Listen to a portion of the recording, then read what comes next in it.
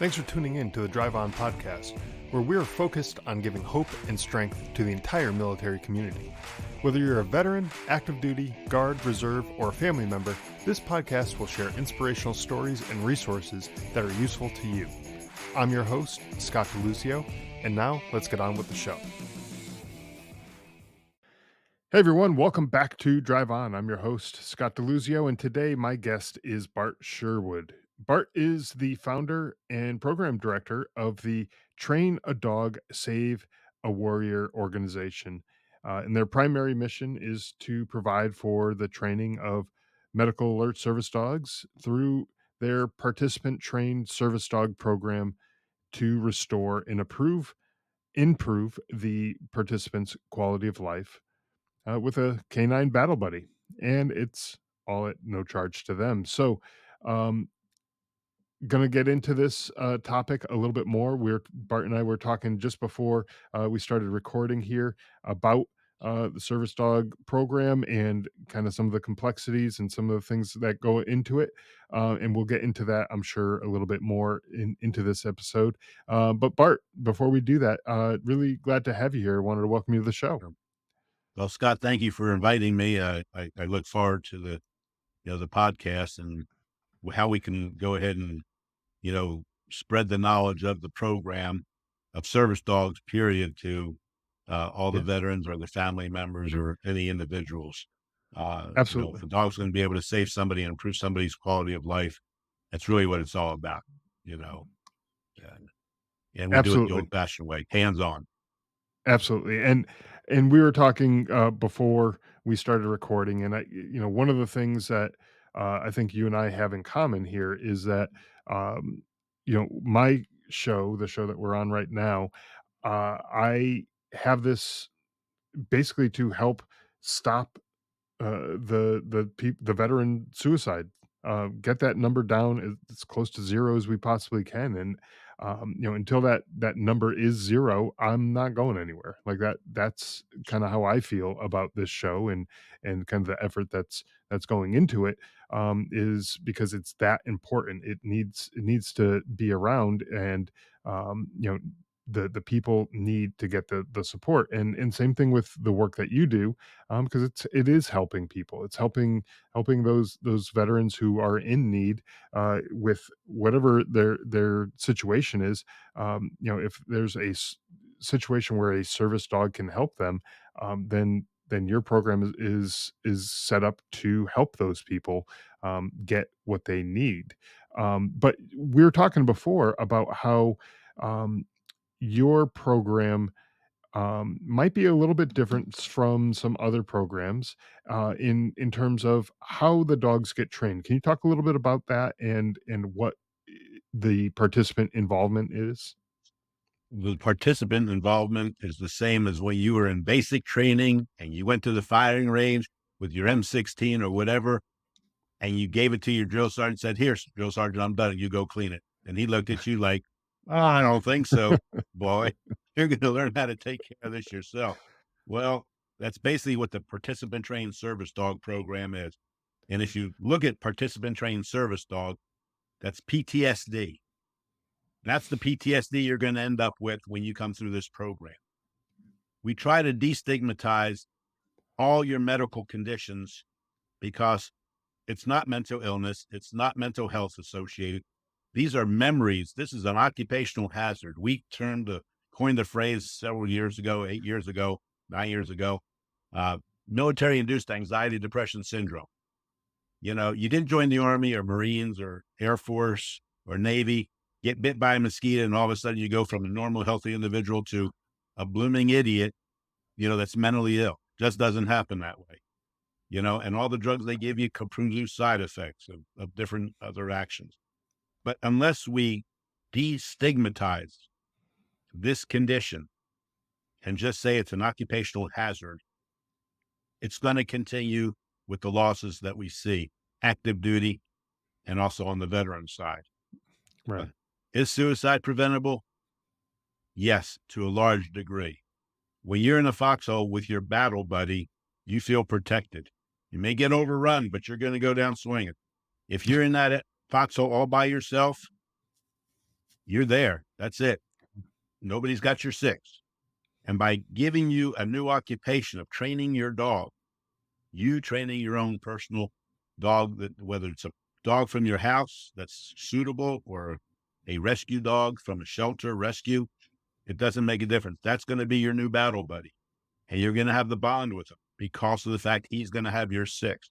It's Mhm, teaching you how to do all the correct training of the dog for appropriate behavior to be out in public according to the ADA, Americans with Disabilities guidelines.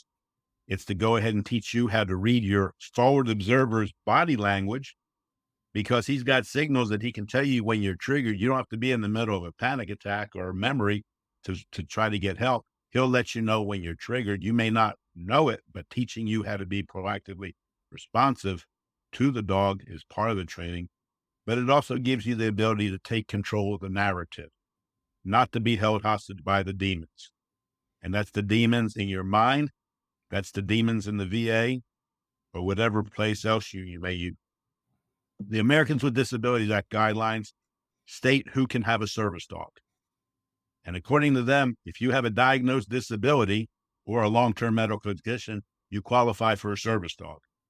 Everybody that goes through the VA has already qualified because they give you a disability rating of 5% to 120%, whatever it is. But that gives you the ability to get a service dog. It does not have the VA does not have the authority not to get you a dog. We want them to be part of saying, yes, this may help you, it may not, but let's give it a shot. The other part of the ADA is that the dog provides a task that will improve your quality of life, whatever your quality of life is. If it's going to a Whataburger and having a milkshake and fries and a hamburger at 3 o'clock every day, great. That's your quality of life. That's what you wanted to do. Of course, you're going to start exercising more because after the first week, you're going to gain a lot of weight and now you want to take it off, but you're walking your dog. The third there is you that the go. dog acts appropriately in public because of other people around. It doesn't mean that the dog has to be perfect. The dog's not going to be a perfect individual unless you have a seeing eye dog, because the person that's behind holding the dog can't see or can't navigate whatever's around him. A person surviving with anxiety and depression can see where he's at and he needs to know where he's at. So this way, if the dog barks, you interact with your dog. This dog is not perfect. Okay. But then again, the participant isn't perfect. But Right. together going through the TATSAL program, they become a perfect team. And that's what we look at. It's the team that works together. So it's a totally different concept. Uh, if your dog is suitable, your personal dog is suitable, great. We'll go ahead and let you in. We'll evaluate your dog and he'll start training. We try to have trainers within a 45 to 90-minute mile radius of where you live. If there's not a trainer nearby, I try to get new trainers. And the unfortunate part is civilians don't really like helping veterans, no matter how you look at it. There's a great part of these dog trainers that, well, if I can make money on it, great. If I have to make a difference to somebody's life, well, it just depends on, do I really want to do it or not? And that's what they have to Sure. look at. They have to look at the social impact on the return of their investment of working with veterans and how it benefits somebody else. We've gotten away from a lot of that belief, but there's the waiting time in our program. There's no 2 to 5 year wait. It's however long it takes you to get your paperwork done. As I was telling you, if you go to the VA to get your paperwork signed, they said, "Oh, we can't sign off. There's a policy, this, that, or the other." We're not Americans. We're Americans. We figure out a way to do things and come away with it successfully. Hopefully, real successful, but partially successful, or at least we know we've tried. But so you're not deterred by not getting the VA to sign off. You've got the medical history. You've got all the paperwork. That's what we use. There's usually a 3 to 5 week wait from the time somebody applies and gets the application back. We work on the veterans time frame. So when they get me their part of the application back, we send their name to the trainer. If they haven't gone to the VA yet, okay, well, let's not wait on the VA's time. They don't run this program. They're not my partner, and they never will be unless they decide to just change everything around and start really being serious about what they want to do. So there's a 3 to 5. If we have to get you a dog from a rescue, it could take 2 weeks to 16 weeks, but we're not going to get you a dog that's going to be called a substandard service dog. We want the dog that's got that bondability, who has your six, and the two of you work together, because these dogs, Right. there's a lot of dogs that were born to be service dogs, and you can tell because they pick up on everything very quickly. And a lot of the veterans that are going to listen to this podcast say, "Well, my dog does that. He comes up to me sometimes out of the middle of nowhere, and he cops me for no reason." And it's like, but or when I get into the middle of a panic attack, he comes up maybe a little bit before we're into it. And we want the veteran to realize that when your dog comes up to you and out of the blue and pushes you with his nose or looks at you and barks, interact with him. You're probably triggered. You just don't know it, but the dog does. Is the dog smarter than your psychiatrist and psychologist? Yes. He can smell the difference. The, your psychologist can smell the difference. Right. So it's about teaching, using the therapy dog model as the, methodology of teaching the handler to read the dog's body language is what we use. We don't use the seeing eye dog model, which says the trainer is smarter than everybody else and he's going to train you a dog that's perfect. But your dog is never going to let you know when you're triggered because they take away willful disobedience and willful intelligence when they do that. And so, but it's about the veteran participating from day one and him becoming a dog trainer, because this way, when he has to replace his dog, he has the ability to train his next dog. According to the Americans with Disabilities Act, owner trained service dogs have the same rights of access as any organizational trained dog. You and if your dog misbehaves, he has the same right of denial to have to leave the place. Right. It doesn't disqualify your dog as a service dog. It just means that today he wasn't exactly doing his best, so we need to go someplace else.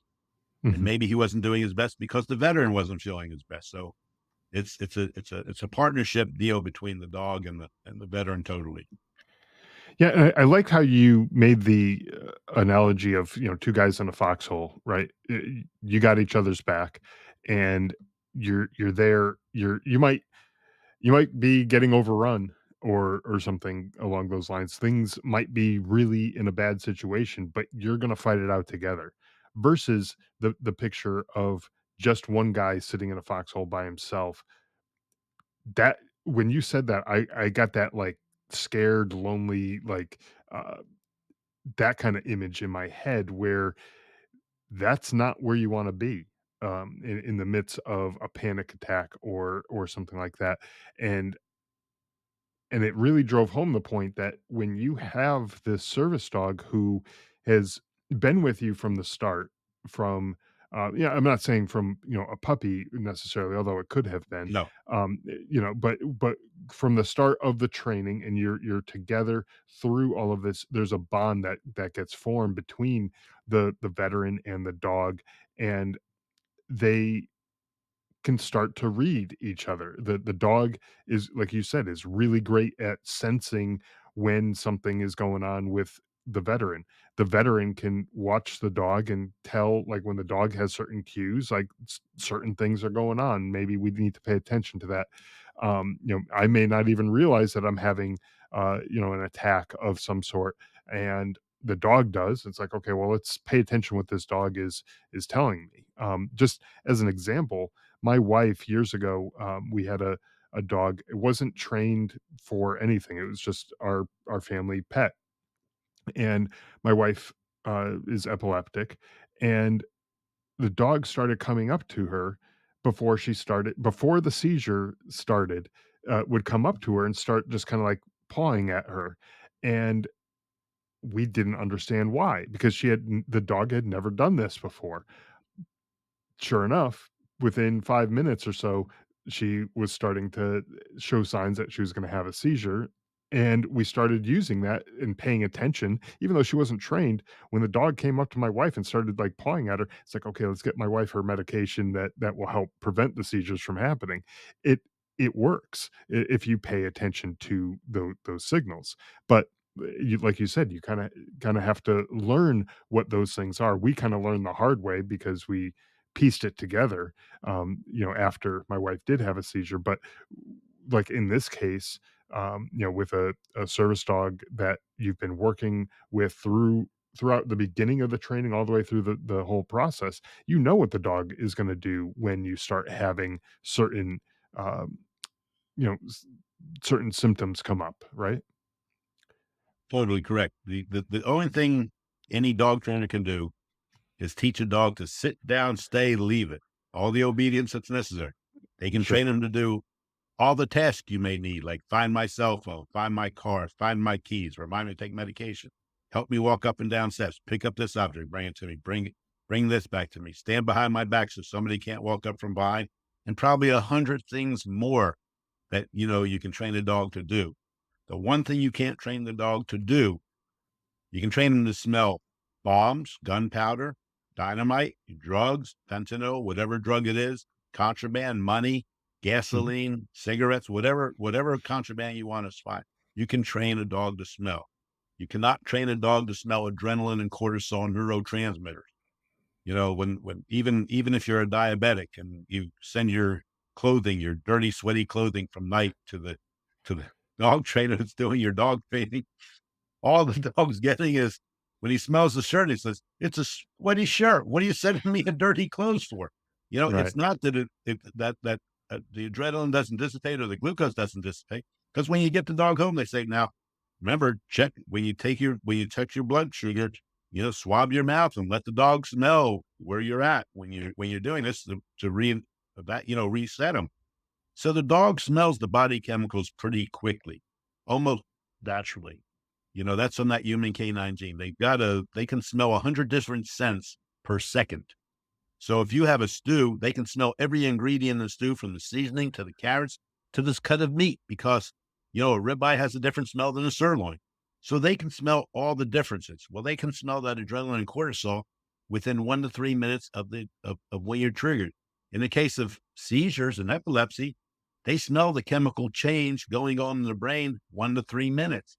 By you Mhm. focusing them on that, if you have a seizure, you're going to go ahead and get the brain back into rhythm because your five special senses pick up on the dog: the sense of sight, sense of smell, sense of touch, sense of hearing, sense of hearing, touch, smell, sight. Okay, the five. And Sure. and because your brain is now focused on the dog, you're going to minimize the seizure because as a pharmacist, I will tell you this: you are not going to stop the seizure once it starts. You may minimize the effects of it, but you're That's not right. going to stop it. And the same thing with an anxiety attack. Are you going to stop the anxiety attack? Absolutely not. That memory is coming out, but you're going to control it to where it's minimized and just an afterthought.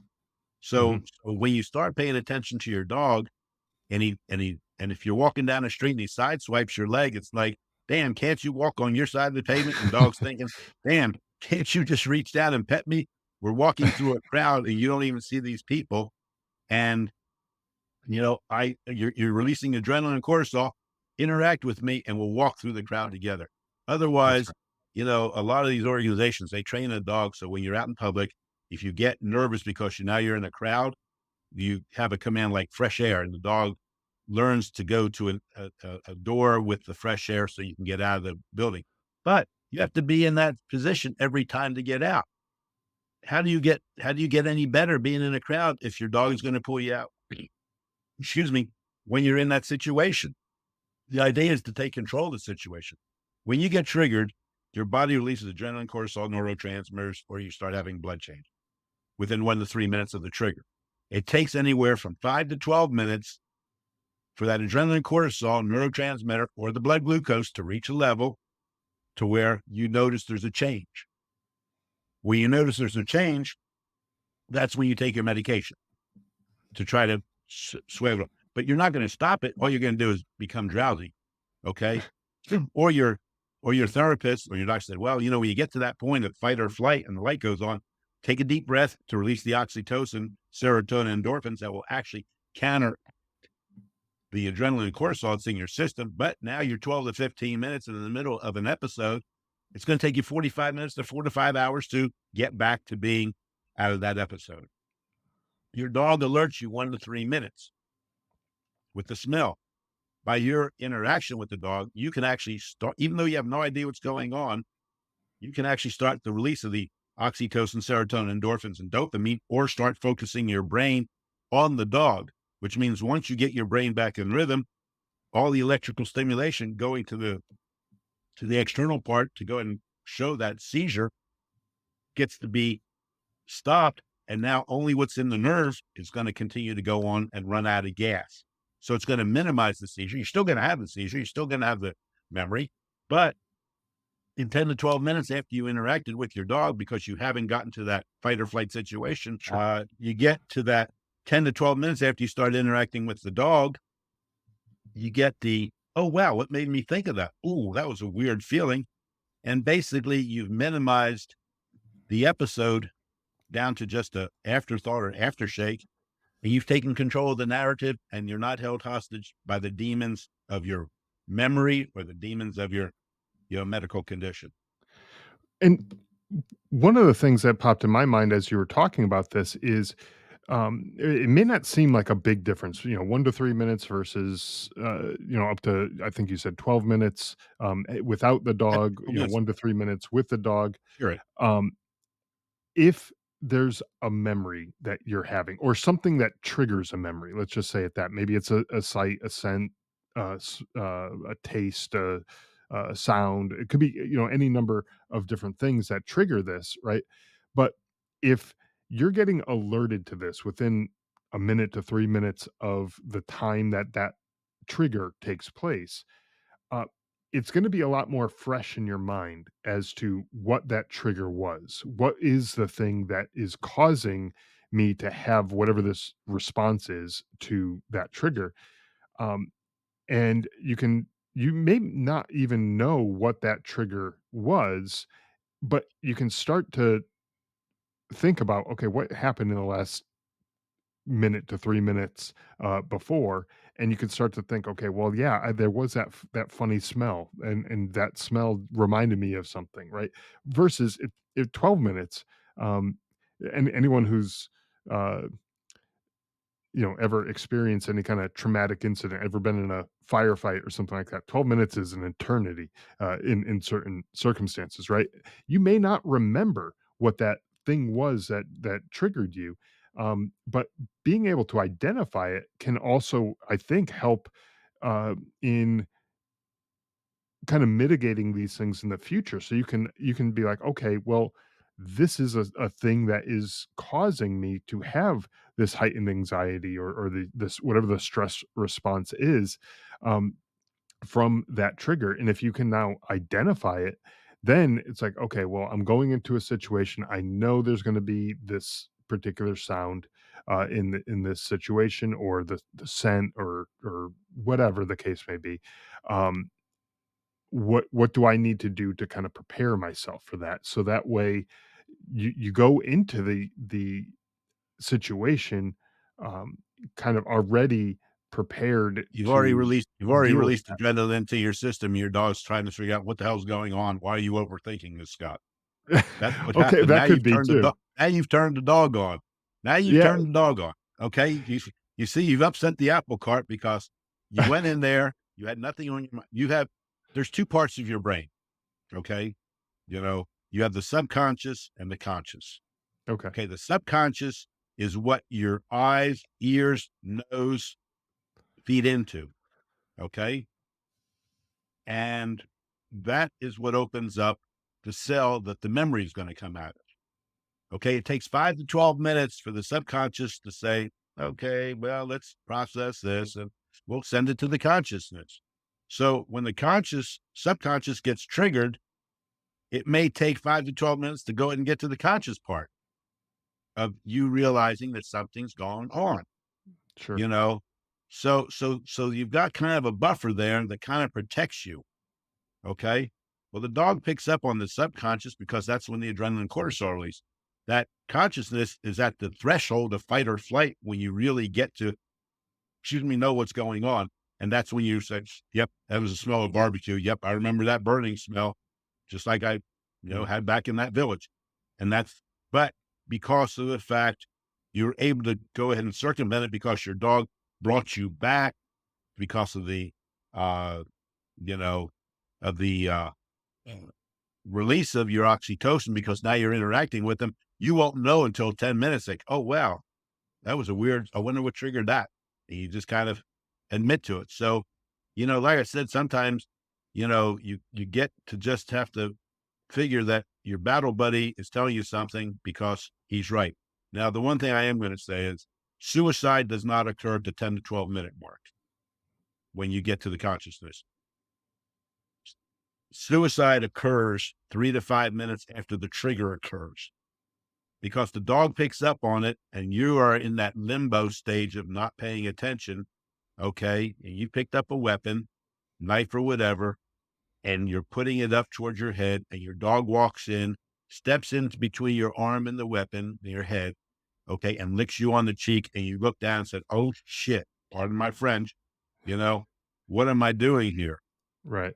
And you realize that this is the first time you tried to commit suicide that your dog actually pulled you out.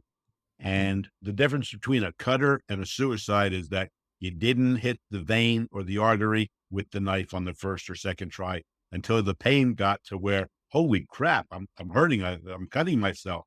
And that's when you realize that, yes, you were that. And usually when people have that stage where they didn't realize they were pulling the trigger, you know, that suicide is stopped, and if they have that dog, that battle buddy is there to prevent them from doing it. You can't train a dog to do that because if you go ahead and pull a gun and put it up to your head and fire a blank and the dog looks and says, "Oh, okay, you're all right." It Right. doesn't happen like that, you know? And so it's a one-time deal, but that one-time deal, if it saves your life, you are off the bubble forever and ever because you have what you owe to your battle buddy. That he brought you Mhm. back. So, yes, when you go into a crowd, and your dog is bumping you, you're just walking, your dog is starting to bump you, you pet your dog and say, "Okay, buddy, I got you. Let me know something's wrong." And you're not thinking about the crowd. You're just thinking your dog's got telling you something, and you're walking in the mall, and then all of a sudden it's like, holy crap, I'm here among 100 people and I'm handling it. Right. I can do this. So the second time you go there, yes, you are prepared because you got your service dog, your battle buddy with you. So it's that much more. If you don't get, if you can't do that and be able to walk into the crowd without that battle buddy, or letting him tell you when you're finally in the middle of a panic attack, let's get out of here, then what good is it? How do you get better? How do you improve yourself? A lot of the times, in counseling, they keep taking you back to the same dark areas that you're trying to escape from over and over again. You go there, they whip the scab off the wound. You go home, you go home for 3 weeks, you're still suffering, you're surviving, because they opened up the wound. After 3 weeks, you start to feel a little bit better. Then about 3 weeks, you're doing real well. And then you go back to counseling. And what Right. do? They keep taking you to the bad place. They take you to the then and was. That's the memory, the then and was, not the here and now. If they talk to you about the here and now, well, what are you doing? Have you gone to see the movies? Have you read this book? Have you done this? Have you done that? They don't ask questions like that. They keep taking you back to them. And your Yep. dog says, and the service dog says, "Wait a minute, I'm your service dog. You're training me. You're no longer an 11 Bravo. You're no longer a truck driver. This is what you are. You're a dog trainer. Leave that memory of what you did in the past back there. It's just a memory. You're here taking care of me." Right. And that's what releases that oxytocin, that immediate bonding of you got my six and I'm paying attention to you. Well, And and and I that's think really what the program is about, teaching you how to read your dog and be able to yeah, accept things. yeah.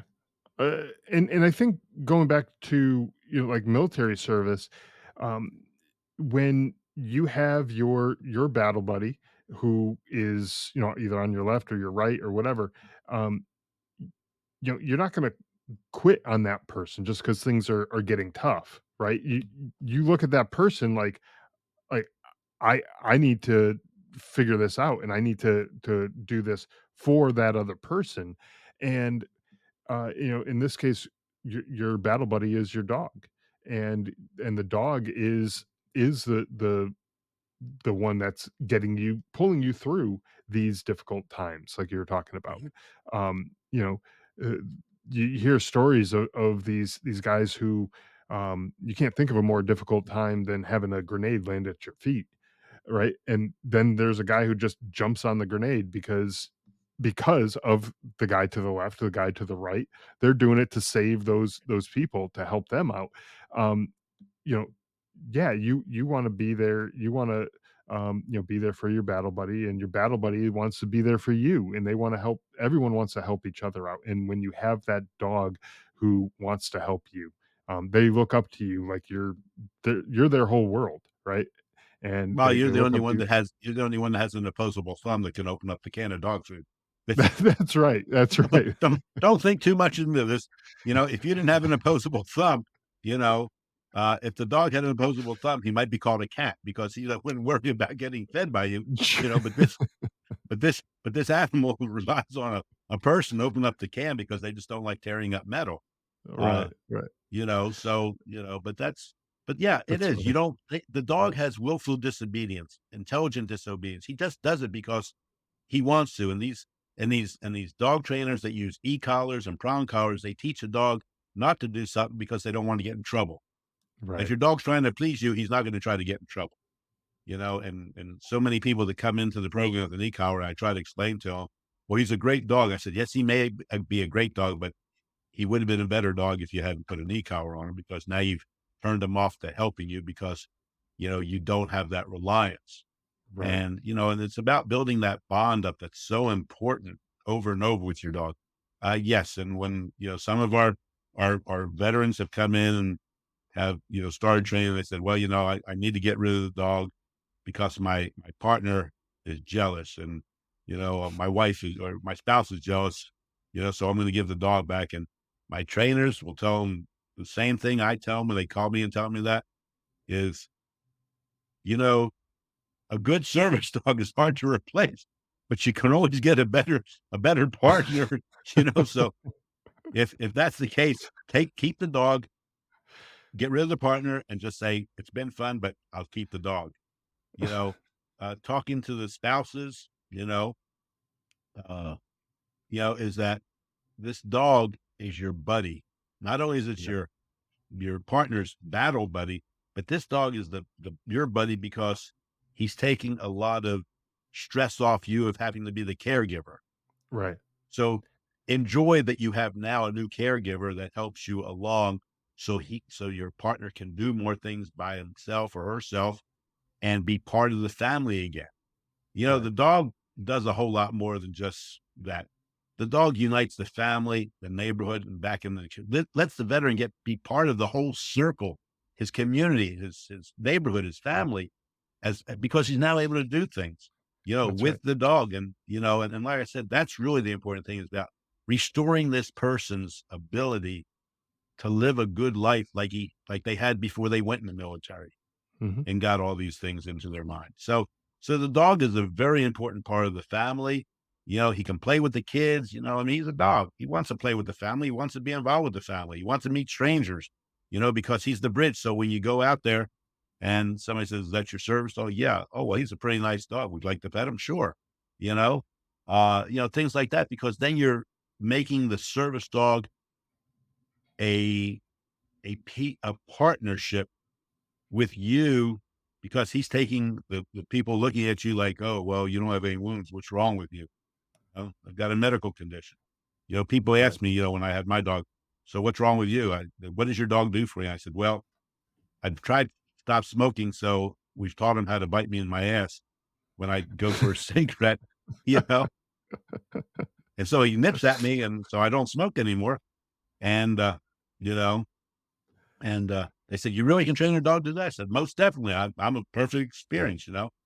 We had somebody come to us. They wanted to teach a dog how to alert his his politicion when he started to lie or tell a story. Oh my Would gosh. bite him, nip him on the butt. But the one problem we had, the dog would not let go of the person. I He was just held on for dear life as long I as had he a kept feeling that's talking. where you're going. Oh, Yeah. you know, so but the dog, can be trained to do a lot of things, and really humor will make your service dog that much more important to somebody else who's looking for a dog for somebody else. Why? Sure. Because now you laugh instead of just sitting there and looking sad and crying and just the world's good. It gives you the ability to be able to laugh again and be part of the family. And that's really what it is. It's restoring that person's quality of life. And like I said, that's really the object. And it takes a lot of work. It takes commitment, you know, 24/7, 365, and it just takes that person to really want to get back to his role in life, uh, Yeah, yeah, and without drugs. right, and like you were saying, his role in the family, in the community, his neighborhood, and his career, and I'm saying his because I'm just using Mhm. that as a Well, no, generic I know. example. This is for everybody, right? Yeah, But everybody. their role in whatever it is that they do, if you can't be a good parent or a good spouse or a good neighbor or coworker or whoever you are to whoever is important to you, if you can't be a good one of those things, then the dog is there to help you with, like you said before, that quality of life. If you can't enjoy going out and, going to the park with your kids or something, because you can't get outside for whatever reason because of whatever condition you have, um, well, if that dog can help you do that, well, that should be a great thing, right? Sure And thing. I mean, it's do you wanna be on the right do you wanna stand on the right field sidelines at a baseball game, or you wanna sit in the bleachers with the other parents? right, What do you wanna do? Do you wanna be just a spectator in life, or do you wanna be a participant?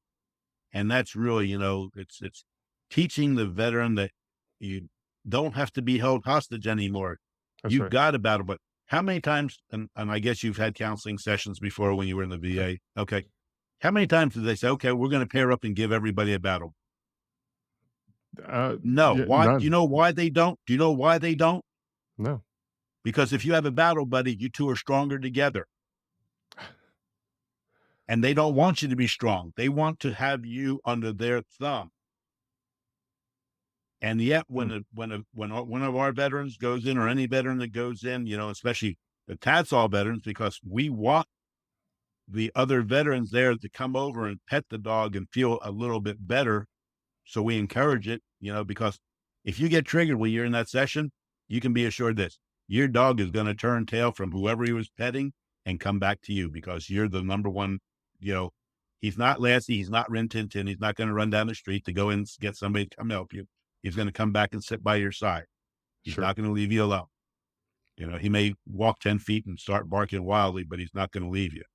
That's right. Uh, but that's the thing, when you're in a session, they don't want you. You're in a one-on-one session. Now, if you had Mhm. 2-on-1, it'd be like, okay, well, then they're ganging up on me. I'm the therapist.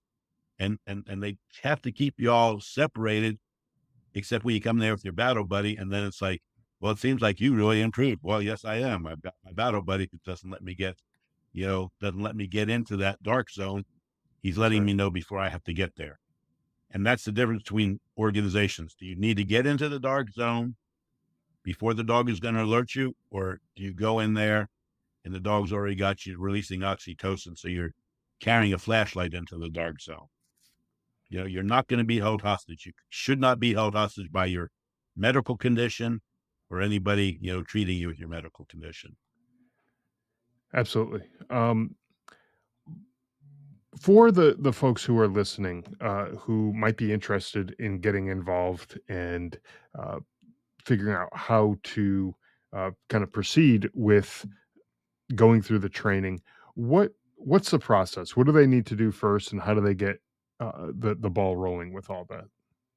Well, first, they should call me at 210-643-2901, and do not go out and buy a puppy unless you want the wrath of Bart and go buy a 6-week-old puppy. You do not want it. You didn't see a whole lot of 5-year-old and 8-year-olds in basic training. And the reason is they're not old enough to do the job. Right. Puppies don't have a sense of smell. They have an aura that keeps them safe, but they don't have a sense of smell. They don't develop that till they're 8 to 10 months of age. And when you do get a dog, get an older dog. And the dog will pick, they say a dog will pick you out in the shelter. And they do, because they smell your adrenaline, your cortisol. They smell the levels. They either like it or they don't, and they'll stare at you. You don't have to worry about the dog that comes jumping up and down, trying to get your attention, saying, pick me, pick me. Look at the one that's just kind of watching you, because that's the one who's got you in his sights and his smell and everything else. So the older dog has the sense of smell, which means from day one, if you get triggered, he's going to alert you. It's teaching you how to be more proactively responsive right then and there rather than saying no Right. to the dog. But then again, you also don't take them into a situation that's going to trigger you. Just you have to bond first. But they can call me. They can reach out to the website.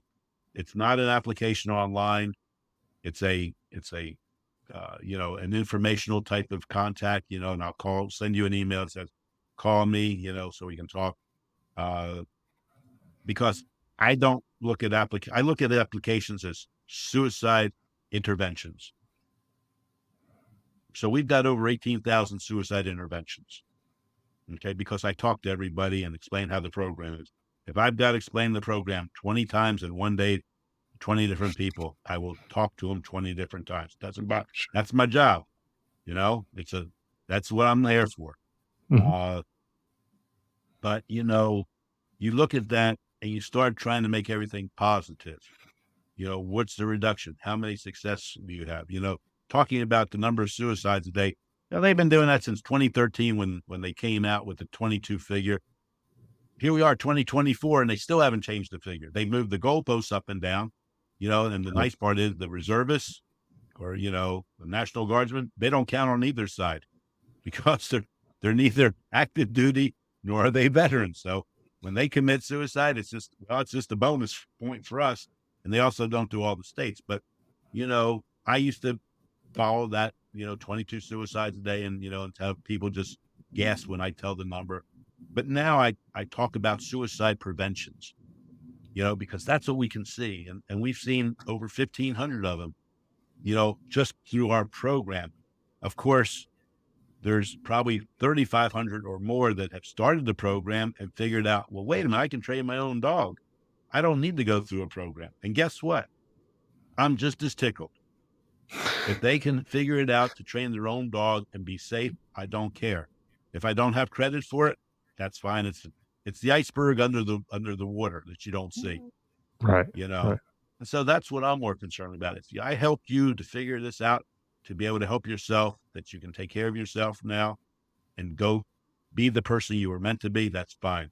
I'll take credit for 1,500. I won't take credit for 7,500 because then everybody will get worse mad at me, you know. Uh, so you take what you can, but it's about making everybody aware. It's your choice. It's your opportunity. If you don't know how to train a dog, great. If you know how to train a dog, then you can do it all yourself. You've done a great Mhm. job. A lot of times people call me about their dog and they tell me where they're going. I say, well, what do you need me for? Well, don't I need to be certified? It's like, no. ADA says if you got the disability rating, you can own or train your dog. You've done a great job. If you got problems, call me. I'll be more than glad to talk to you about your problems. If you need to come into the program, fine. We'll let you come into the program, train you, and test you if you want. But I mean, but it's not always about, it's about helping the person to get to be where they need to be. So, yes, but if I mean, call me, I'll talk to you. Uh, there's a part of the horse that a lot of people call me. And so, I don't mind it because I treat everybody the same. So I deserve that, and, I may sound crude and I may sound, like I'm not listening, but it's like, okay, you've told me, but this is the way it's got to be. You went to your drill sergeant and you never raised your voice to your drill sergeant. You didn't get mad at your drill sergeant, because he was the one that was saving you through basic training. Right. So, and I tell my trainers, I tell the veterans that just remember your dog trainer carries a star inside his insignia. So that means he's a senior NCO, and you will treat your trainer like a senior NCO. He's not an officer, so don't worry about that. The only person your trainer answers to is the general in charge of the arm of the program, and that's me. So, we try to let everybody realize that, yes, everybody's treated with respect. Nobody's if there's a problem, my phone rings 24/7, 365. I'm as close as a phone call away. So I don't Excellent. like to, not, you know, be there for the veterans when they need questions and things like this. I'm always available, but that's how it starts. To call me, I send out the application within hours. Uh, sometimes these old ears, sometimes they don't hear the email correctly. So I'll text somebody, please send me your email address, I think I messed up. And then it's like, but don't text me anything else except email addresses. Sure. Uh, yeah, my fingers are too big and the keys are too small on the cell phones. So, like I said, I'm an old fashioned pharmacist. I took care of my customers in my pharmacy, and I take care of the veterans and anybody who needs a service dog the same way, one on one. But it's, Excellent. we get the applications out, if you have a puppy, I'll always tell you, make sure you do your application while you're waiting for this dog to grow, because when the dog's 14 or 15 months old, you're going to call me up and say, "Hey, Bart, I need an application because I don't know where I put it." That's Right. like, it's not going to get any better. So just fill out your application while you're waiting. So, but it starts with a phone call to me or an email to me, and then follows up with a phone call. But I've talked to every applicant in the program. I want them to realize that this is not, you're just a number here. You're a person. Uh, I know the people, and yet when I talk to my trainers don't know the veterans' names, but they know the dogs' names. And they'll say, "Well, let's talk. Buddy's doing real good." Well, who does Buddy belong to? Is Buddy the dog or the vet? Oh no, Buddy's the dog. Tell me the veteran's name, because I only go by veterans' names, not the dog's name. Sure. So there's a little disconnect there, but Sure. like I said, it's you want a program that feel relaxed, friendly. You've got enough tension and problems that you don't need to have any more stress. You know, And this seems like a great way to get the people into the training and move through. They're actively involved in it, and that's I think a great thing too. I've heard of other places where they train the dog, and then like the person who's getting the dog will come in at the tail end of the training and only participate in part of it, or maybe not even at all, and that to me, that just doesn't seem like it would work. The way you guys do it seems like that's the way to do it. Be involved from beginning to end, and that way, even the smells, like when you're saying, like when you whatever chemicals are going on in your body that release whatever those smells are that the dog is smelling, it might vary from person to person, and if they're smelling it from one person or another, or even getting it from your clothing or something like that, it may not be as strong as what it might have been, or there might be some variations, whatever the differences might be. But it's just gonna be better if they get it straight from the source, as opposed to any oh, other way, right? right. I mean, being a pharmacist, I cannot think of one drug, any drug, that can rebuild somebody's self-esteem, reestablish somebody's self-confidence, their trust, whatever. There's no drug. Maybe fentanyl, or maybe with a little bit of Ritalin, will make you feel like a superhuman until somebody hits you in the head with a baseball bat, and there goes all your self-confidence right out. Like Wit Fighter said, you can plan all you want on how you're going to fight somebody in the ring until the first punch is thrown. Right. I I don't know if think it that was was Mike Tyson. or was it Tyson? I think so. Yeah, Yeah, he says you can plan all you want, but until the first punch is thrown, throws the whole game plan out of whack. that's right. You That's know, right. so basically that's the same thing. It's you can have all the plans, but until you get involved and do it and learn how to do it, that's what really makes it so much more stronger. It just Yeah. gives you that ability. You've got a rated disability. You got 100% rated disability from the VA. You do not have 100% rated inability. It's a Right. disability, not an inability. So if you have a TBI and are a little bit slower, well, guess what? Probably not going to take 20 to 25 weeks to go through this program. It's probably going to take maybe 35 or 40 weeks to go through the program. If you have a medical condition in which you have a caregiver that takes care of you, to feed you, make sure everything goes right, you've got a 24-hour caregiver because that's what you need. These individuals are turned down by organizations because they don't know how to take care of a dog. Mm. Of course, they can't take care of a dog, but then again, they can't take care of themselves. But to give them a small dog that can jump into wheelchair lap, and lick their beard, from the food that's on there, you're doing exactly what they do. They smile, they feel good. Right. They're in a crappy situation, but their attitude is right because now they're happy. And if the dog has to go out, well, he'll take his wheelchair and they'll go out together, the caregiver, the dog, and him. So, Right. so it's finding a way to make sure everybody who needs a dog can benefit. And so, like I said, we don't turn anybody down. It's we're here to take care of them. I mean, when you call somebody up to be taken care of, you don't want to be told I can't help you. That's right. That's not an option. Can't is not an option. Yeah, And and it shouldn't be an option, and I like how, everybody has access to this program, and there's no, real restrictions, limitations with that, so long as the dog is, you know, suitable.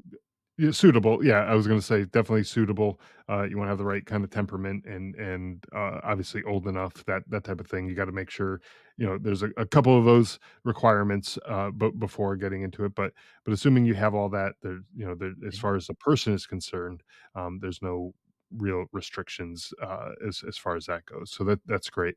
Um, and we'll have links to all the information that you provided here in the show notes for the listeners, so Okay. they can uh, get in touch. They can find out more about the program, through your website and everything like that.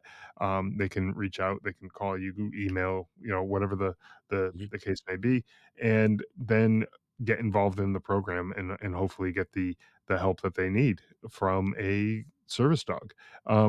But Bart, it's been a pleasure speaking with you and having this Thank you. conversation, learning more about your program. I really do appreciate everything that you guys are doing to help out the veterans and getting them connected with the service dog.